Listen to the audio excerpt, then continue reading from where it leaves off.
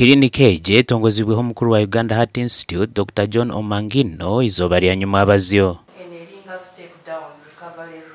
aba bakozireho na kampu yo kushemeza abana abashanjiro bine by'inaha mitima yabo ningashi jete patent ductus arteriosus kandi abana mushanju nibo bashemeziwe abari hagati y'emezi 18 okusiha myaka 16.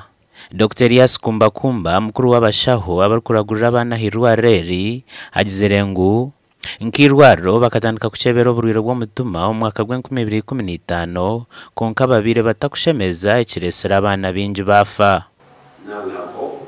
We think the numbers, because right now we have about 500 children in our clinic that we followed up and diagnosed over the years since we started making diagnosis. Some of those have died, but there are many still out in the villages, in the communities. They have to keep coming back every month, sometimes for the injections.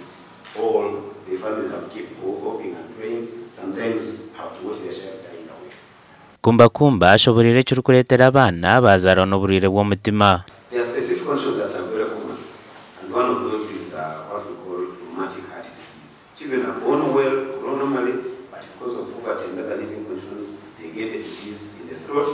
They don't get it treated because they have not treatment, or no one confirms that it is a disease, and it goes and affects their hearts.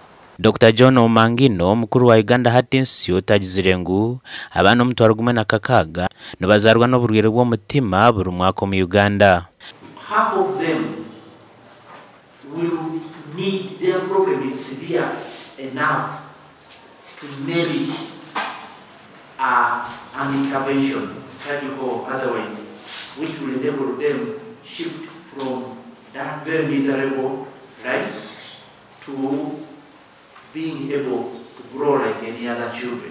Agizirengu mwana yashemereza ubwo mu Uganda omuzire nchumareho dore z'urukwingane 15 nkonka yaheza kutwarwa heru y'ihanga nichumareho dore mitware 2 nguna habwecho hashemeye kutebwa henkora yo kureba ngu amarwara ga Uganda gajiro kubasa okuragurira endwarezi.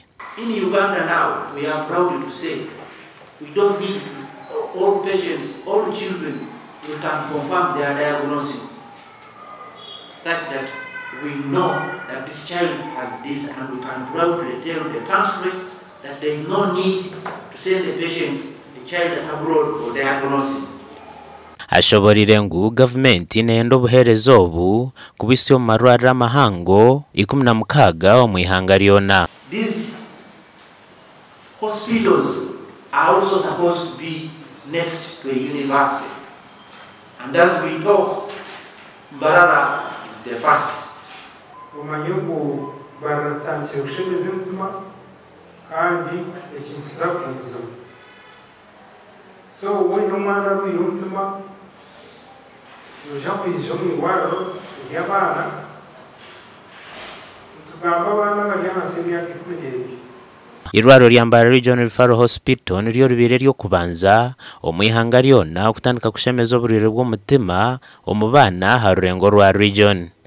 Adolf Ayureka, TV West.